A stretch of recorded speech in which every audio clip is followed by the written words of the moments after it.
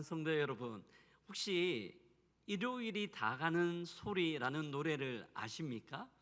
일요일이 다 가는 소리. 제가 청소년 시절이었던 것 같아요. 그때 참 많이 듣기도 하고 부르기도 하였던 노래입니다. 노래를 찾는 사람들이라는 그룹에서 불렀던 노래예요. 근데 저는 개인적으로 이 노래를 많이 듣고 불렀지만 별로 좋아하지 않습니다. 이 노래가 가지고 있는 의미 때문이었습니다. 이제 주일 저녁이 되면요, 항상 TV 프로그램에서 오락 프로그램이 나왔어요. 일요일 밤에. 어린 나이에 너무 재밌었습니다. 많이 웃기도 하고 신나게 보기도 했던 방송 프로그램이었습니다. 근데 이 프로그램이 항상 마칠 때 엔딩송으로 나왔던 게 일요일이 다 가는 소리였어요. 가사 내용이 보면 그렇습니다. 일요일이 다 가는 소리, 아쉬움이 쌓이는 소리, 내 마음 무거워지는 소리. 근데 이 노래를 들으면요, 정신이 번쩍 드는 거예요. 아, 내일 학교 가는구나. 시간 가는 걸 좀 붙들어 놓고 싶은 마음이었어요. 조금 더 주말을 즐기고 싶은 마음이었지만 저의 기대와는 전혀 상관없이 시계바늘은 돌아가고 월요일이 찾아와서 슬픈 마음과 아쉬운 마음을 안고 학교에 갔던 그런 추억 때문입니다. 이 노래를 들을 때마다 아쉬움이 생깁니다. 근데 이런 아쉬움은요, 몇십 년 전 청소년 시절 제 마음뿐만이 아니라 어쩌면 현대를 살아가는 많은 사람들의 마음 또한 이렇지 않을까 싶어요. 주말을 다 보내고 난 이후 월요일 아침 일어나 출근할 때 아쉬운 마음이죠. 여러분은 어떻습니까? 월요일 아침 일어나 출근할 때 여러분들은 굉장히 신나는 마음으로 출근합니까? 아싸, 이제 출근한다. 이제 직장에 가서 열심히 일해야지. 오늘 점심은 뭐 먹을까? 그런 기대함보다는 또 어떻게 일주일을 보내지? 또 어떻게 버텨야지? 라는 생각들이 더 많은 편입니까? 몸은 일어났지만 월요일 아침 몽롱한 채 정신 겨우 차리고 허겁지겁 그렇게 출근하고 있지는 않는가 하는 생각 때문입니다. 아마 출근하는 대부분의 사람들이 마음 가운데 생각들은 날 거예요. 비슷한 생각일 건데요. 목구멍이 포도청이라 어쩔 수 없이 출근은 하고 어쩔 수 없이 돈 벌기 위해 나가지만은 언젠가는 때가 되면 모든 것들을 그만두리라 라는 생각들을 다 가지고 있습니다. 어느 순간부터인가 언제부턴가 일이라는 것이 우리의 삶 가운데 천덕꾸러기가 된 것 같아요. 유쾌한 미소가 지어지는 주제가 아니라 왠지 피하고 싶고 외면하고 싶은 주제, 천덕꾸러기가 된 것이죠. 근데 사랑하는 성도 여러분, 원래부터 일이 그런 의미였을까요? 원래부터 일이라는 게 사람들이 피하고 싶은 주제였을까요? 그렇지는 않는 것 같아요. 요한복음 5장 17절에 보면 주님께서 일에 대하여 그렇게 말씀하시거든요. 같이 한번 읽어볼까요? 예수께서 그들에게 이르시되 아멘. 예수님께서 말씀하십니다. 내 아버지 하나님께서도 이제까지 일하시니 나도 일한다. 하나님은 계속해서 일하고 계셨고 그 하나님의 모습을 본받아서 예수님도 일하고 계시는 거죠. 일 자체는 그렇게 부정적인 것이 아니었어요. 오히려 하나님의 거룩한 사역들이었습니다. 그럼에도 불구하고 어느 순간 죄가 들어오면서부터 일이 천덕꾸러기가 되었습니다. 저는 말씀을 통하여서요, 왜 우리가 일에 대하여 그렇게 부정적인 생각, 일을 피하고 싶은지, 일에 대한 오해 두 가지를 살피고 난 이후 그렇다면 우리가 어떤 마음으로 일해야 되는지 함께 나누도록 하겠습니다. 언제부터 이런 일이 천덕꾸러기가 되었을까요? 이를 알기 위해서는 우리가 본문을 좀 봐야 되는데요. 우리가 읽었던 본문은요, 에베소서 5장 21절 피차 복종하라 라는 말씀을 계속해서 쭉 연결하고 있습니다. 사도 바울은 피차 서로 간에 복종할 것들을 이야기하며 5장 후반부에서 부부가 어떻게 복종해야 되는지 말씀하셨습니다. 이어지는 6장 1절부터 4절 사이에는 부모와 자식이 어떻게 서로 복종해야 되는지 이야기하고 난 이후 마지막으로 오늘 본문 5절부터 9절까지 종과 또한 상전이 어떻게 상호 복종해야 되는지를 우리에게 말씀해 주고 있습니다. 근데 제가 본문을 연구하고 설교를 준비하면서요, 한 가지 질문이 있었습니다. 가정이라는 것은 생활의 가장 기본적인 터전이기 때문에 부부가 또한 부모와 자식이 서로 복종하는 것은 그럴 수 있다라는 생각이 들었어요. 근데 왜 하필 우리가 살아가며 경험하는 수많은 관계들이 있는데 그 관계들 가운데서 왜 하필 종과 주인에 대하여 이야기하는가에 대한 궁금증이었습니다. 이 궁금증은 계속해서 말씀을 살피면 좀 나옵니다. 사도 바울은 5절부터 7절 사이에서 종과 주인의 관계에서 종들에게 먼저 권면을 합니다. 노동자에게 권면을 하는 거죠. 보편적으로 이 권면들은 약간 윤리적 권면이라 그러면 너는 직장 생활을 하니까 열심히 일해라, 너는 최선을 다해라, 사람들에게 보이려고 일하지 않고 사람들 없어도, 주인이 없어도, 관리 감독자가 없어도 열심히 일해라 정도로 말을 해도 괜찮을 것 같아요. 이게 윤리적이죠. 정당한 거니까요. 근데 오늘 본문을 보면 사도 바울이 그렇게 말씀하지 않습니다. 우리가 읽었던 본문 5절을 보면요, 그리스도께 하듯 하라. 6절을 보면 그리스도의 종들처럼 마음으로 하나님의 뜻을 행하고, 7절에는 사람에게 하듯 하지 말고 주께 하듯 하라고 말씀합니다. 사도 바울은 일터에서의 모습을 하나님과 연결하고 있습니다. 이는 사도 바울의 독특한 통찰이고 신학적 깊이를 가지고 있는 내용이에요. 보편적으로 일이라는 것은요, 이윤을 창출하는 행위입니다. 보편적으로 주인의 입장에서 일이라는 것은 자기가 데리고 있는 사람들을 최대한 일을 많이 시키고 잘 사용하여서 많은 유익들을 창출해내는 것이 일이고요, 종업원의 입장에서는 자기가 제공하는 노동력과 에너지와 시간만큼 그에 합당한 보수를 받는 것, 될 수 있다면 더 많은 것들을 받으려고 하는 것이 노동자의 입장에서는 일입니다.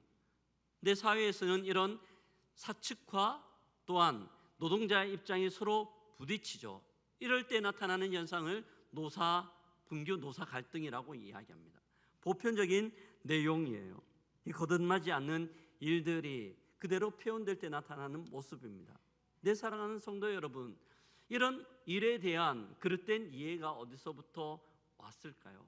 일에 대한 오해이죠. 어디서부터 출발할까? 창세기 3장입니다. 창세기 3장에 보면 아담과 하와가 하나님께서 금하신 선악과를 따먹습니다. 죄를 범하고 난 이후 하나님께서 아담을 부르세요. 그리고 죄에 대한 책임들을 그에게 묻고 짐을 지우십니다. 이게 창세기 3장 17절과 19절에 나오는 내용인데요, 같이 한번 읽어보겠습니다. 아담에게 이르시되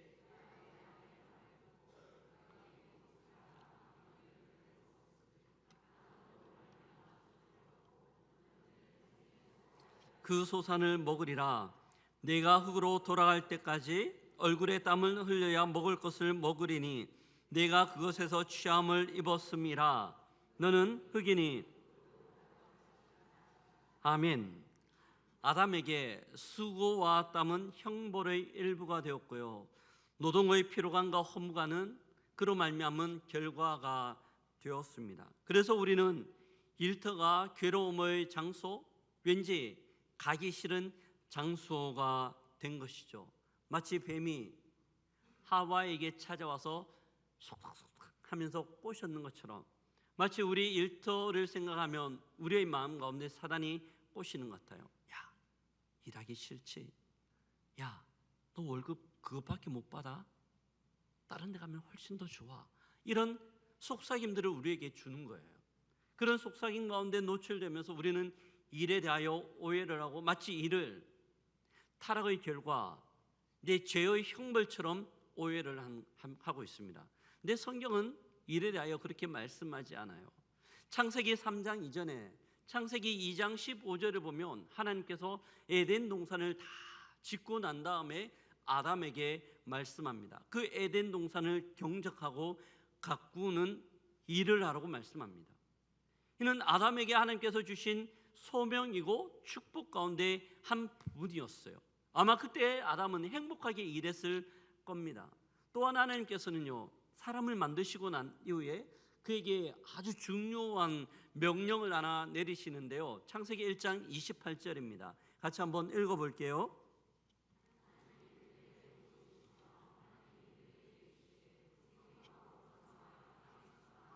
땅을 정복하라. 바다의 물고기와 하늘의 새와 땅에 움직이는 모든 생물을 다스리라 하시니라. 아멘. 하나님께서 이 사람을 만드시고 난 다음 그들에게 명령하신 것이 28절이에요.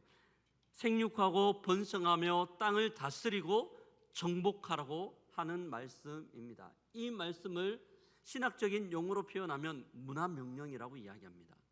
사랑하는 성도 여러분, 하나님께서 사람만 하나님의 형상을 따라 만드셨다고 말씀합니다. 왜 그러셨을까요? 다른 피조물을 빼고 왜 사람만 하나님의 형상을 따라 만드셨을까요? 그 이유는 하나님께서 모든 것들을 피조세계를 만드시고 난 다음 하나님의 형상을 따라 만든 인간에게 이 땅을 하나님의 대리자가 되어 통치하고 다스리고 보존하고 발전시키도록 하셨습니다. 이게 일이에요. 그런 의미에서 일은요, 하나님께서 오직 사람에게 주시는 축복이라고 할 수 있겠습니다. 그럼에도 불구하고 이 오해들이 우리 가운데 있죠. 첫 번째 오해입니다. 이런 오해들 때문에 우리는 일을 부정적으로 생각해요. 그게 가장 극명하게 드러나는 게 제가 소도에서 말씀드렸다시피 직장인들 가운데 있는 월요병입니다. 월요병이 뭐예요? 주말 동안 시간을 잘 보내고 난 이후 월요일 출근하려고 할 때 모든 사람들이 마법처럼 걸리는 병입니다. 겨우 아침에 일어났어요. 비몽사몽간에 준비하고 헐레벌떡 직장으로 출근하지만 마지 못해 그냥 소가 도살장으로 끌려가는 것처럼 그렇게 가는 것이 월요병이에요. 하지만 하나님은 우리에게 일을 그렇게 말씀하지 않습니다. 일은 죄로 인한 형벌이 아니라 하나님께서 사람에게 주신, 사람에게만 주신 축복이며 사명인 줄 믿습니다. 이 일에 대한 복음적 변화들이 우리에게 있어야 돼요. 일에 대한 하나님의 성경적 가르침이 우리 가운데 있어야 하는 거죠. 이게 우리가 걷어내야 하는 일에 대한 오해의 첫 번째입니다. 문화명령입니다. 일은. 두 번째, 우리가 벗겨버려야 되는 일에 대한 오해인데요, 하나님께서는 인간에게 이런 문화명령만 주신 것이 아니라 또 하나의 명령을 주셨습니다.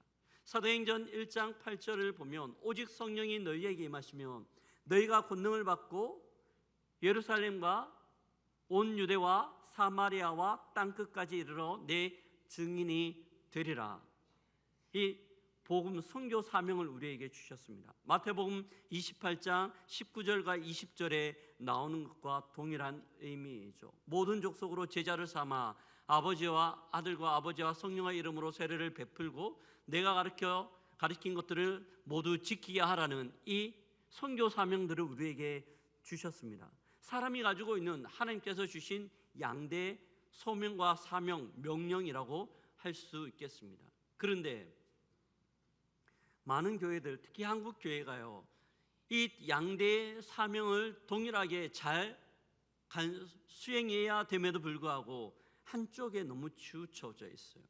선교 사명에만 너무 치우쳐져 있습니다. 그래서요, 신앙생활을 하며 해외 선교 나가서 열심히 사역하는 것들은 너무나 거룩한 주의 일, 그리고 사역을 하는 것, 엄청난 하나님의 축복이 담겨진 일이라 생각하는 거죠. 그 반면 한쪽 편의 이 문화명령은 저 구석으로 조금 치부하고 밀어두는 듯한 경향이 있는 것 같아요. 우리의 신앙과 한국교회가 가지고 있는 불균형입니다. 여러분, 자전거를 한번 타보셨습니까? 저는 개인적으로 자전거 타는 것 좋아하는 편이에요. 자전거를 타다 보면 신나게 달릴 때 쾌감이 있거든요. 근데 이런 자전거를 잘 타기 위해서는 두 가지가 필요합니다. 첫 번째는 균형과 두 번째는 역할 분담이에요. 자전거가 타다가 넘어지려고 할 때 핸들을 어떻게 합니까? 넘어지는 반대쪽으로 꺾나요? 그렇지 않아요. 넘어지는 쪽으로 꺾으면 앞바퀴가 그렇게 움직이며 균형을 다시 잡습니다. 그리고 이 앞바퀴가 방향을 설정하는 대로 이 자전거는 신나게 달려요. 앞바퀴는 선교 사명이에요. 이 교회가 어느 방향으로 어떻게 가야 되는지 우리에게 방향을 설정해 줍니다. 이 선교 사명의 역할이고 또한 균형이라고 할 수 있어요. 또 한 가지 뒷바퀴가 있습니다. 뒷바퀴는요, 앞바퀴가 방향을 설정할 때 그 방향으로 갈 수 있는 동력을 제공하는 게 뒷바퀴의 역할입니다. 자전거에 탄 사람이 페달을 열심히 밟으면 그 페달의 동력이 뒷바퀴에 그대로 전달되어 앞으로 나갈 수 있도록 밀어주는 역할을 하죠. 교회에서 이 문화 명령은 뒷바퀴와 같아요. 앞바퀴가 아무리 방향을 잘 설정했다 하더라도 문화 명령을 충실하게 수용하지 않으면 성도들이 속한 가정과 또한 생업의 터전, 사회, 경제, 문화, 체육, 교육 수많은 곳에서 정치의 영역에서 그 일이라는 것들을 가지고 충실히 감당할 때 자전거는 균형과 또한 평행을 이루고 열심히 그 방향으로 나아갈 수 있는 거죠. 근데 한국 교회가 이 부분들을 좀 많이 오해하기도 하고 또한 균형 감각을 놓치고 있습니다. 우리가 걷어내야 되는 오해는 이거예요. 문화 명령이 너무 중요하다는 거죠. 선교 명령 못지않게 중요한 게 문화 명령. 우리가 일터에서 일을 하는 겁니다. 이런 측면에서 우리가 매일 하는 일은 하나님의 거룩한 명령이며 소명인 줄 믿습니다. 아침마다 마지못해 돈을 벌기 위하여 출근하는 것이 아니라 하나님께서 우리에게 맡겨진 소명을 감당하기 위하여 우리는 출근을 하는 거예요. 그리고 거기서 하는 일 또한 전업주부들이 표가 나지 않는 집안일이지만 그것을 하는 것이 우리에게 맡겨진 하나님의 소명이라는 거예요. 그를 통하여 주님이 영광 받으시기 때문이죠. 어떤 중세시대에 수도원이 있었습니다. 아주 젊은 수도사가요, 하나님을 위해 위대한 일을 하고 복음 사명을 감당하리라 생각하고 수도원에 들어갔습니다.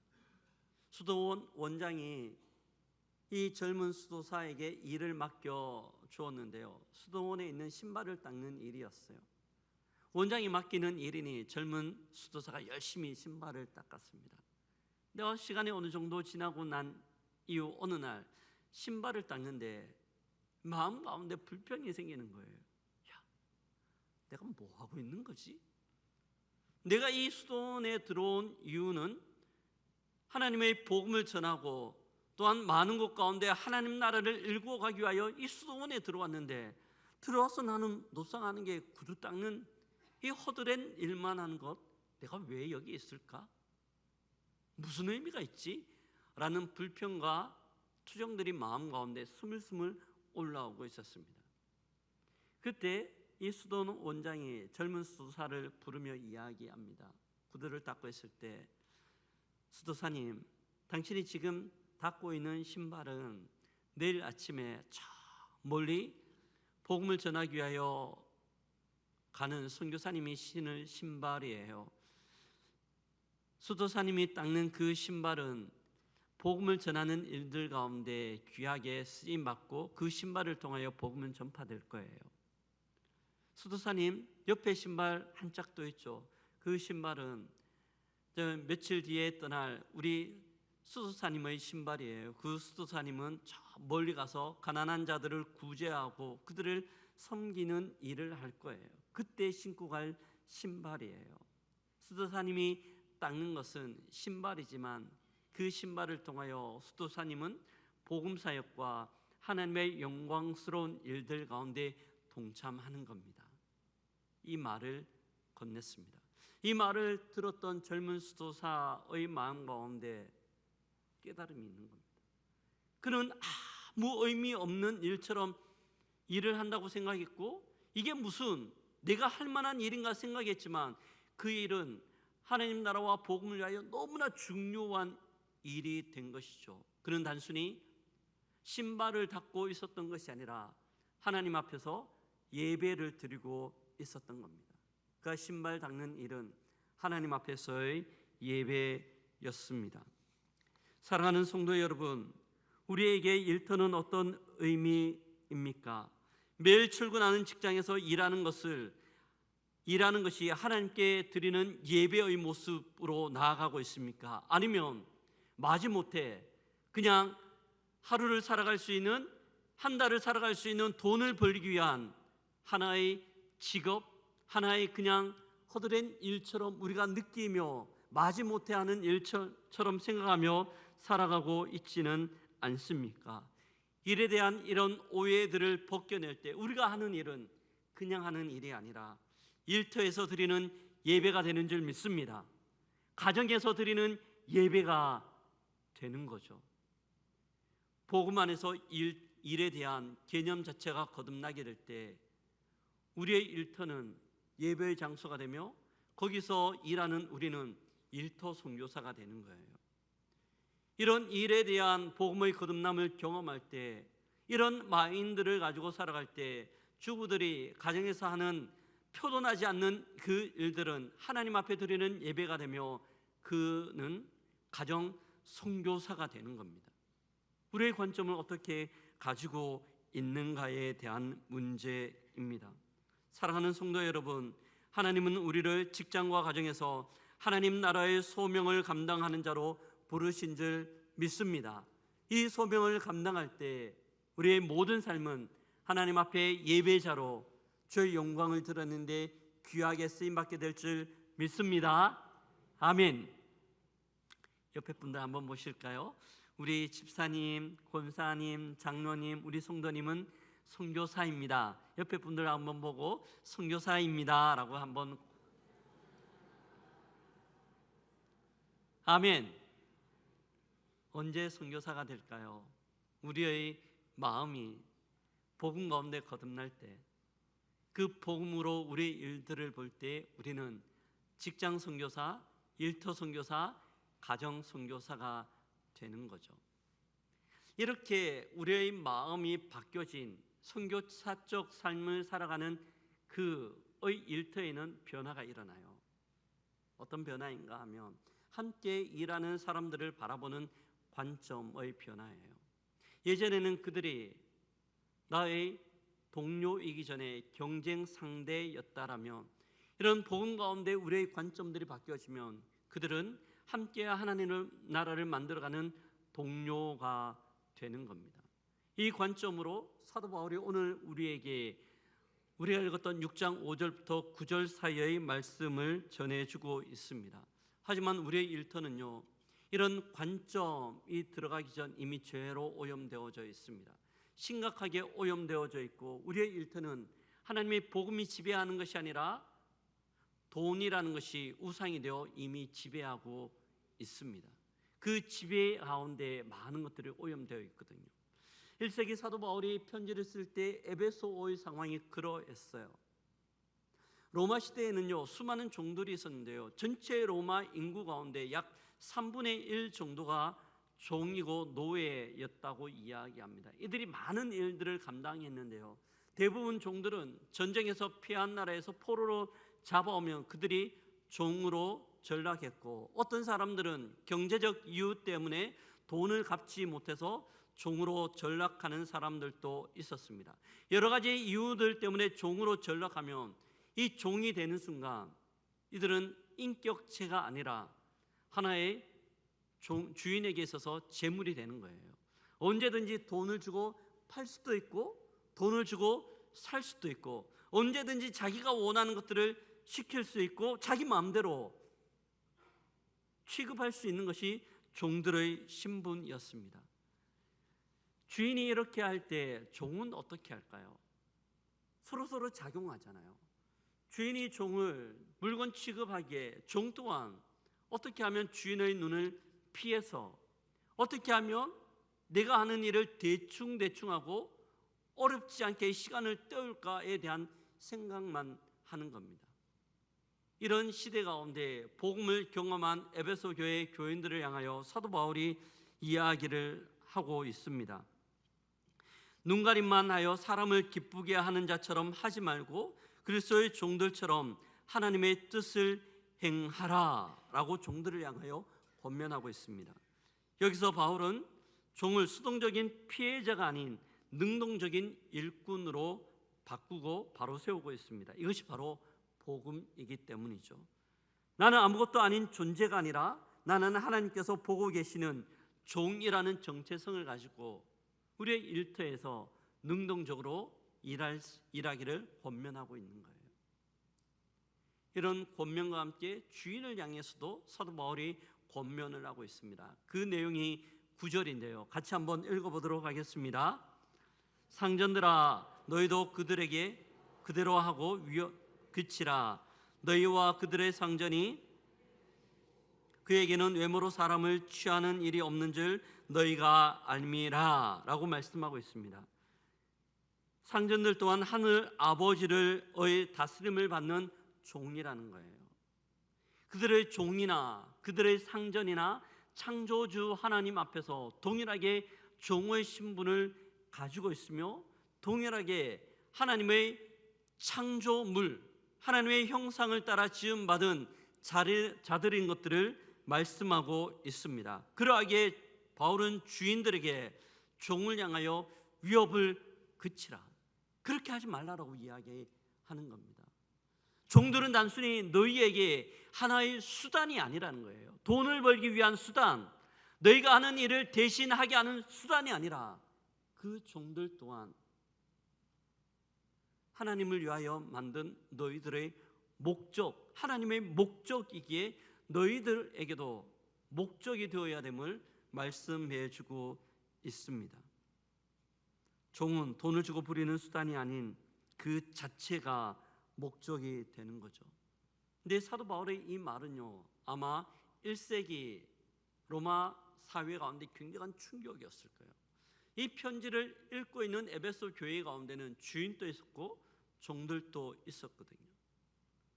그들의 사회 가운데 문화에 적응된 이들인데 바울의 이 말이 엄청난 충격이었습니다. 복음으로 변혁된, 복음으로 바뀌어진 권면들을 통하여 관계의 본질을 완전히 뒤집어 놓고 있기 때문입니다. 사랑하는 성도 여러분, 결국은요, 이 직장에서 어떻게 하는가는 우리가 무엇을 섬기고 있는가의 문제입니다. 복음으로 변혁된 일에 대한 개념을 가지고 직장 가운데 있을 때 우리는 하나님을 섬기는 사람들이에요. 하지만 우리의 직장은 돈이라는 우상이 지배하고 있습니다. 여전히 세속의 원리를 따라 우리가 일하고 있다면 우리는 교회에서는 하나님을 섬기지만 일터에서는 다른 돈이라는 우상을 섬기고 있는 사람, 양다리를 걸치고 있는 사람이 되는 거죠. 우리의 생각과 우리의 마음은 일터에서 어느 편에 서 있습니까? 사도 바울은 우리에게 권면합니다. 복음으로 거듭난, 복음으로 바뀐 하나님의 종들이 되기를, 하나님을 섬기는 주인들이 되기를 우리에게 권면합니다. 우리 주위에 보면 이런 기업들이 있는 것을 발견할 수 있습니다. 저는 대표적인 기업이요, 유한양행이 아닌가 싶어요. 유한양행은 1926년도에 설립되었습니다. 유일한 박사에 의해서. 미국에서 깡통에 콩나물을 키우는 사업들을 통하여 엄청난 부를 축적합니다. 그리고 모든 것들을 다 정리하고 난 이후 일제치하에 있던 대한민국으로 다시 와요. 그래서 세운 기업이 유한양행이었습니다. 유일한 박사가 유한양행을 세울 때 이 회사의 모토가 있어요. 기업은 사람을 위한 것이다. 기업은 사람을 위한 것이며 사람을 살리는 일에 헌신해야 된다. 이것이 유한양행을 설립하고 회사의 모토로 삼았습니다. 그리고 이 마음 가지고 쭉 일했죠. 유일한 박사가요, 이 회사를 운영했는데 이 유한양행이 독특한 게 몇 가지가 있어요. 첫 번째는 직원들을 그냥 수단으로 생각하지 않고 목적으로 생각했습니다. 우리나라 기업 최초로 퇴직금 제도를 만든 것이 유한양행이에요. 뿐만 아니라 우리나라 최초로 자사주를 만들어서 직원들한테 회사의 주식들을 함께 나누어 줬던 것이 유한양행입니다. 왜 그랬을까요? 함께 일하는 직원들을 수단으로 생각하지 않고 목적으로 생각했기 때문입니다. 직원들은 어땠을까요? 똑같아요. 직원들도 눈가림으로 일하지 않고 최선을 다해 일했는데요. 얼마 전 코로나가 있었죠. 코로나19 때 유한양행은 제약회사이기 때문에 엄청난 돈을 벌 수 있는 기회가 있었습니다. 하지만 그 기회를 돈을 버는 데 사용하지 않고 그들이 가지고 있는 약품들을 가지고 수많은 사람들을 구제하고 섬기는 일들 가운데 집중했고 이 집중에 모든 직원들이 동의했다라고 이야기를 합니다. 복음으로 거듭난 일터의 모습이에요. 사랑하는 성도 여러분, 직장에서 일하는 또한 직장에서 주위 동료들을 대하는 우리의 모습과 또한 우리의 자세는 어떠합니까? 돈의 지배를 받고 있습니까? 아니면 복음의 지배를 받고 있습니까? 우리의 직장은 돈을 벌기 위한 수단입니까? 하나님 나라를 확장시켜가는 우리의 소명지입니까? 우리의 모든 생각들이 복음으로 거듭나야 될 줄 믿습니다. 성경적인 세계관 가운데 우리의 일을 볼 때 우리의 일터는 완전 다른 세상이 되는 거죠. 다른 의미가 되는 겁니다.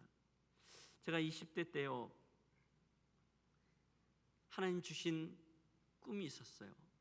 저 나름대로 굉장한 꿈이 있었습니다. 꼭 그 꿈을 이루고 싶은 마음도 대단했어요. 그 꿈은 대통령이 된다거나 아주 유명한 사람이 되는 그런 꿈은 아니었습니다. 제가 가지고 있던 꿈은요, 정말 멋진 평신도 리더가 되는 거였어요. 교회에서 열심히 봉사하고 말씀 공부 잘 감당할 뿐더러 제가 있는 직장이나 회사에서 또한 열심히 일하고 실력도 있고 인정도 받으며 그것 가운데 하나님의 나라, 하나님의 질서를 만들어가는 것이 저의 꿈이었습니다. 정말 그런 평신도 리더가 되고 싶었어요. 네, 하나님께서 저의 꿈을 조금 바꾸셨습니다. 강력하게 찾아오셔서 사역을 감당하는 목회자로 저를 부르셨어요. 주님의 부르심 가운데 순종하여 지금 목회자가 되어 고연교회에서 여러분하고 함께 신앙생활을 하고 있습니다. 함께 예배를 드리고 함께 나눔을 하고 있습니다. 근데 제가 20대 때 꾸었던 그 꿈들이 사라졌는가? 그렇지 않아요. 하나님 그 꿈을 조금 바꾸셨어요. 어떻게 바꾸셨는가 하면, 저는 목회자이기 때문에 삶의 현장으로 나아가 일터에서 일하지는 못하지만 일터에서 일하는 수많은 성도들에게 이런 마음과 이런 꿈들을 함께 나누는 겁니다. 그리하여 모든 성도들이 그냥 돈을 벌기 위한 직장, 마지못해 가는 직장이 아니라 하나님의 영광, 하나님의 나라, 하나님의 질서가 임하는 그 직장을 꿈꾸고 그 일터를 꿈꾸며 매일매일 출근할 수 있도록 도전하고 함께 그 꿈을 향하여 나아가는 것이 하나님 저에게 주신 꿈이며 소명입니다. 알아요. 우리의 직장이 힘들다는 것 알아요. 우리의 직장 생활이 어렵다는 것도 알아요. 만만치 않다는 것도 알아요. 하지만 알매도 불구하고 복음이 우리에게 다른 것들을 이야기하고 있잖아요. 하나님이 우리에게 다른 것들을 기대하고 있잖아요. 그러하기에 우리는 돈이 지배하는 직장이 아니라 하나님의 주인 되는 직장을 꿈꿔야 할 줄 믿습니다. 그럴 때 우리의 삶은 하나님을 향한 예배가 됩니다. 그것 가운데 비로소 하나님이 일하기 시작합니다. 말씀을 마무리합니다. 기독교 변증가인 C.S. 루이스가 그런 말을 합니다. 한 여인이 자기 집을 청소할 때 그것이 하나님을 향한 사랑의 표현이라면 그는 천사들과 함께 일하고 있다. 한 여인이 집에서 가정에서 일을 할 때 그 일이 하나님을 향한 사랑의 표현이라면 그는 수많은 천사들과 함께 일하고 있다고 고백을 합니다. 사랑하는 성도 여러분, 하나님은 우리가 일하는 곳에 함께 계십니다. 주일 예배뿐만 아니라 주일 예배의 연장으로 월요일 아침 출근하는 그 직장이 예배의 장소이고, 우리가 가정에서 여러 가지 일들을 하는 그 가정이 우리의 예배의 장소입니다. 그곳으로 우리를 일터 선교사, 가정 선교사로 불러주셨습니다. 사랑하는 성도 여러분, 하루를 시작하기 전 우리가 그렇게 기도하고 시작하면 어떨까요? 하나님, 우리를 보내주신 그 소명지로 일터 선교사가 되어 나갑니다. 하루의 삶들 가운데 승리할 수 있도록 도와주옵소서. 하나님, 가정 선교사가 되어 오늘 하루 가족들을 섬깁니다. 이 섬김을 통하여 우리의 가정 가운데 하나님 나라가 임하게 하여 주옵소서. 중요한 회의에 들어가기 전 하나님, 그것 가운데 돈의 논리가 지배하는 회의가 아니라 하나님의 사랑과 하나님의 정의가 지배하는 회의가 될 수 있도록 도와주옵소서. 이런 기도와 우리의 마음의 자세가 있다면 이미 그곳 가운데는 하나님 나라가 임한 줄 믿습니다. 하나님이 일하시기 시작하고 이미 일하시고 계신 거죠. 우리를 통하여 그런 은혜의 역사들이 나타나며 우리 고용교회가 그 일들 가운데 존귀하게 쓰임받기를 주의 이름으로 축복합니다. 아멘. 옆에 분들하고 한번 권면할까요? 우리는 일터 선교사, 가정 선교사입니다. 아멘.